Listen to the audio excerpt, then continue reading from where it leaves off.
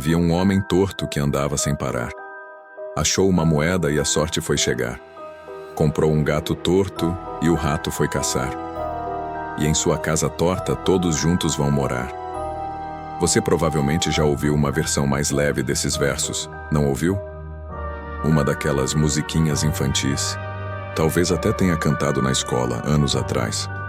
Mas, cuidado. A versão que eu recitei agora não deve ser cantada em voz alta. Nunca. Dizem que se alguém fizer isso, uma força demoníaca chamada Senhor Alquedo vai aparecer. A origem dessa lenda macabra parece ter surgido lá por 1969. Não se sabe exatamente em qual cidade, mas o que contam é que tudo começou com um homem chamado Jonas. Ele havia se mudado para um novo apartamento, junto com o filho pequeno, Daniel. Era para ser um recomeço, um momento de felicidade para os dois.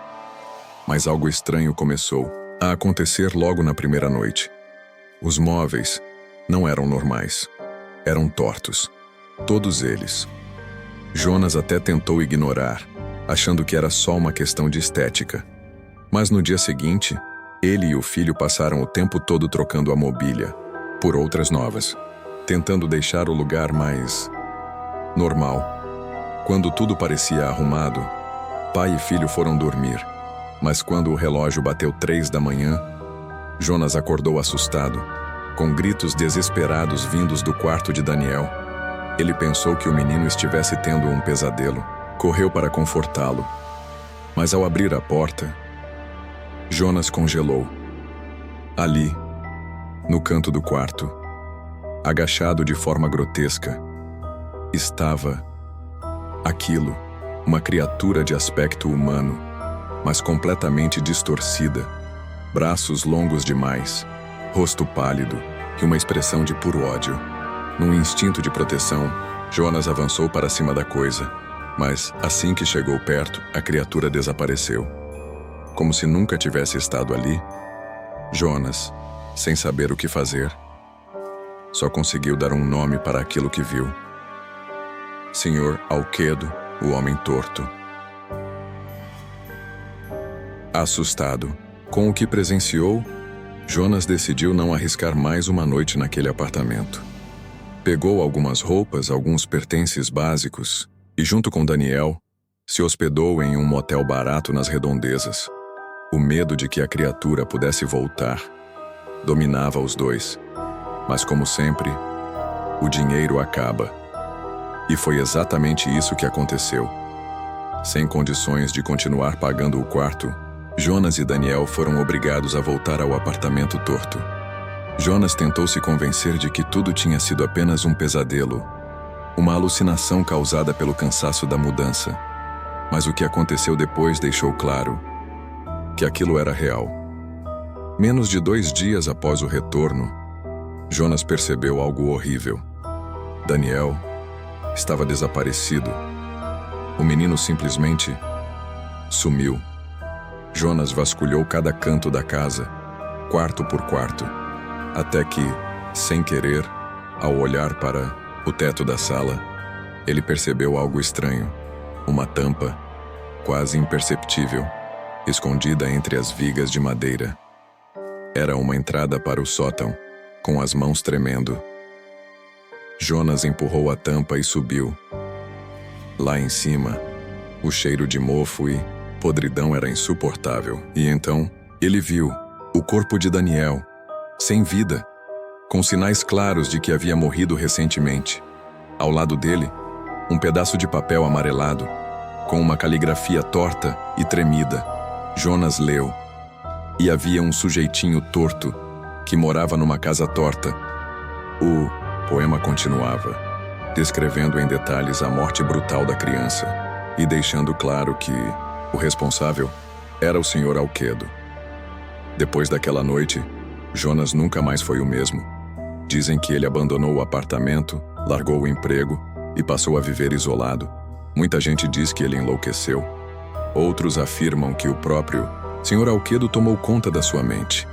A verdade é que o caso de Jonas e Daniel foi apenas o primeiro relato oficial da criatura. Depois disso, Surgiram várias outras histórias. Pessoas que viveram naquele mesmo apartamento e que, misteriosamente, desapareceram sem deixar rastros. E sempre, alguém encontrava o maldito poema. Mas, para entender de onde essa maldição começou, precisamos voltar no tempo, lá para o século XVII, onde os registros indicam que os primeiros versos da música surgiram nos campos de batalha da Escócia. Dizem que os soldados criaram a melodia para zombar dos inimigos. Cantavam sobre um homem torto, uma casa torta e uma vida cheia de desgraças. Com o passar dos séculos, a música deixou os campos de guerra e começou a ser cantada dentro de casas, como se fosse uma simples canção de ninar. Mas algo aconteceu nesse processo, alguma coisa muito errada.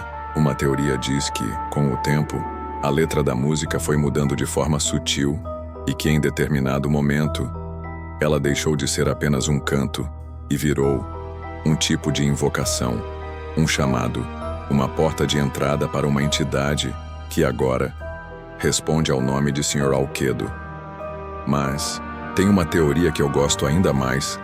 Ela diz que a origem verdadeira do Sr. Alquedo é muito mais recente.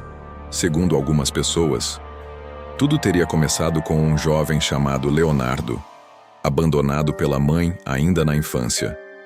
Leonardo cresceu sozinho, amargurado, cheio de raiva de tudo e de todos. Ele passou anos em lares adotivos, hospitais, sempre carregando um ódio silencioso, uma inveja corrosiva de todas aquelas crianças que tinham uma família. Quando finalmente adulto, Leonardo até tentou seguir em frente, conseguiu um emprego, conheceu uma garota, se apaixonou. Mas o destino, mais uma vez, foi cruel com ele. A mulher que ele tanto amava terminou tudo de forma repentina, e aquilo foi a gota d'água, tomado por um sentimento de rejeição absoluto. Leonardo voltou até a antiga casa da mãe e, no que ele acreditava ser a sua última escolha, ele tirou a própria vida. Se enforcou.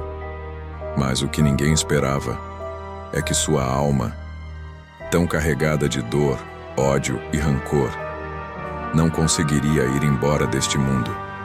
E assim, com o passar dos anos, aquela energia de sofrimento, de distorção, foi tomando forma, se moldando, se retorcendo, até virar o que hoje conhecemos como o Sr. Alquedo, uma entidade que não precisa mais ser invocada, que aparece quando quiser e que só tem um objetivo: trazer a mesma dor que a criou.